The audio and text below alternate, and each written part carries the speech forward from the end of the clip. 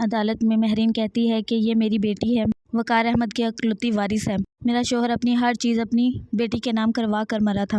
یہ تو صرف نگران تھے، انہوں نے قبضہ کر لیا اور ہمیں گھر سے بے گھر کر دیا ہے۔ سلمان کا وکیل آتا ہے اور کہتا ہے کہ جج صاحب ان کی دماغی حالت ٹھیک نہیں اور ان کی میڈیکل رپورٹ دے دیتا ہے، جس پر مہرین کہتی ہے کہ ہاں میری دماغی حالت ٹھیک نہیں تھی لیکن اب میں بالکل ٹھیک ہوں۔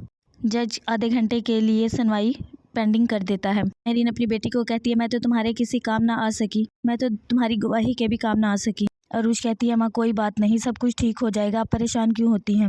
نسیمہ کہتی ہے اپنے شوہر سے کہ کیا عروج ان کو سب کچھ معاف نہیں کر سکتی، اپنا صدقہ سمجھ کر معاف کر دے۔ ماسٹر جی کہتے ہیں ایسا نہیں ہوگا، اپنا حق کسی کے پاس نہیں چھوڑنا چاہیے، انشاءاللہ اسے اپنے کیس میں کامیابی ملے گی۔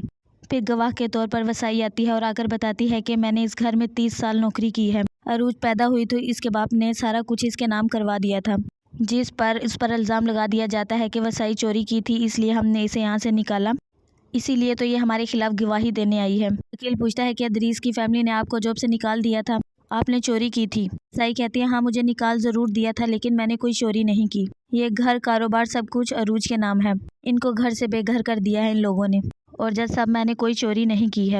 عروج کے ٹہرے میں آتی ہے اور آ کر کہتی ہے کہ وسائی ہماری وفادار نوکر ہے، وسائی چوری نہیں کر سکتی اور نہ ہی میری ماں دماغی مریضہ ہے۔ اب پھر وکیل کہتا ہے کہ یہ گمشدہ بیٹی ہے، جب یہ بیاہ کر اس گھر میں آئی اس نے ایک بچی گمنے کی سٹوری سنی اور خود کو عریض ثابت کر دیا، جائیداد حاصل کرنے کے لیے یہ سب کچھ کر رہی ہے، اس کا کیا ثبوت ہے کہ یہ وقار احمد کی بیٹی ہی ہے؟ عروج کہتی ہے کیا سچ کو ثابت کرنے کے لیے بھی ثبوت چاہیے؟ جس پر جج صاحب کرتے ہیں کہ اگلی سنائی پر آپ یہ ثابت کریں کہ آپ وقار احمد کی بیٹی ہیں اور یہ اگلی سنائی پر فیصلہ کیا جائے گا۔ وکیل کہتا ہے کہ آپ پریشان مت ہوں، اگر فیصلہ ہمارے حق میں نہ ہوا تو جائیداد ان کے بھی ہاتھ میں نہیں آئے گی۔ پھر سلمان آتا ہے اور آ کر کہتا ہے کہ عروج مجھ سے معافی مانگ لو ہاتھ جوڑ کر، شاید میں تمہیں معاف کر دوں ورنہ میں تم لوگوں کو ایک ایک پائی کا محتاج کر دوں گا۔ عروج کہتی ہے ایسا کبھی نہیں ہوگا۔